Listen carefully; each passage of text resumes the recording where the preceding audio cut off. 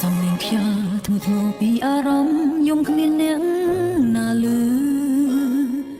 នឹកដល់បងបេះដូងឈឺយូរហើយដោយសារស្នេហាតែមកខាងក្តីសង្ឃឹមស្ថិតនៅទីឆ្ងាយសន្លឹមក្តីឈឺចាប់ស្ថិតនៅក្បែរហើយឆ្លងគ្រប់យ៉ាងយ៉ាងណាមិនព្រមឈប់ស្នេហ៍មានមេជីវិតពិតខុសពីរឿងនិទានគ្មានអ្វីល្អឥតខ្ចង់បើគ្រាន់តែមានចិត្តស្មោះប្រហែលគ្មានសង្ឃឹមជួបស្នេហ៍ពិតទេបើរូបបងប្រៀបដូចជាព្រះអង្គម្ចាស់ខុសឆ្ងាយណាស់អូនដូចកង្កែបអភ័ព្វស្នេហ៍ចង់នឹកក្បែរនឹងធ្នមថែប្រហែលបានត្រឹមប្រាថ្នាព្រះអង្គម្ចាស់អូនមានឱកាសដែរឬទេបើគ្រប់ពេលពួកយើងហាក់នៅឆ្ងាយពីគ្នាឬកំពុងថ្នាក់ត្រជាក់រងានឹងចិត្តកំព្រាទៀមទាទឹកភ្នែកឲ្យស្រក់ចំព្រះអង្គម្ចាស់អូនដឹងច្បាស់ថាខ្លួនជាអ្វីនៅក្បែរថ្លៃក៏មានព្រះនាងនៅទីនោះគុណលោកស្នេហាដែលខំបណ្ដុំមិនអាចលូតលាស់ក្នុងរដូវរងាលើវាប្រឡា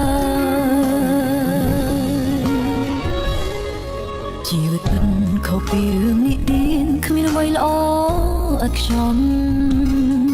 បើគ្រាន់តែមានចិត្តស្មោះប្រហែលគ្មានសង្ឃឹមជួបស្នេហ៍ពិតទេ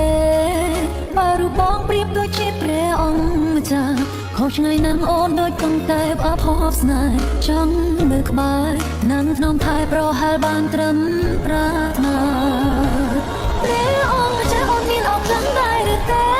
បើគ្រប់ពេលពួកយើងហាក់នៅឆ្ងាយពីគ្នាឬកំពុងថ្នាក់ត្រជាក់រងានឹងចិត្តកំព្រាទៀមទាទឹកភ្នែកឲ្យស្រក់ចំព្រះអង្គម្ចាស់អូនដឹងច្បាស់ថាខ្លួនជាអ្វី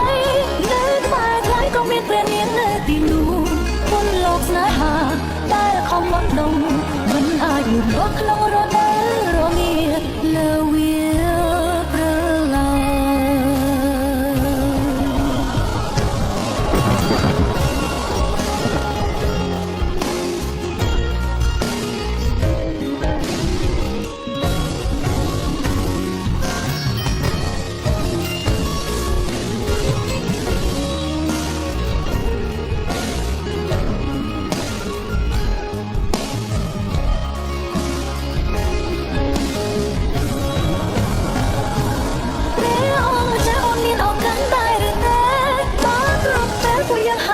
យពីគ្នាប្រើកំពុងថ្នាក់រជាក់រងាមានចិត្តកំព្រាទៀមទាទឹកភ្នែកឲ្យស្រក់ចំព្រះអង្គម្ចាស់អូនដឹងច្បាស់ថាខ្លួនជាអ្វីនៅក្បែរថ្លៃក៏មានព្រះនាងនៅទីនោះគុណលោកស្នេហាដែលខំលត់ដងមិនអាចលូតលាស់ក្នុងរដូវរងាលើវាប្រឡាយគុណលោកស្នេហាដែលខំបណ្ដុំមិនអាចលូតលាស់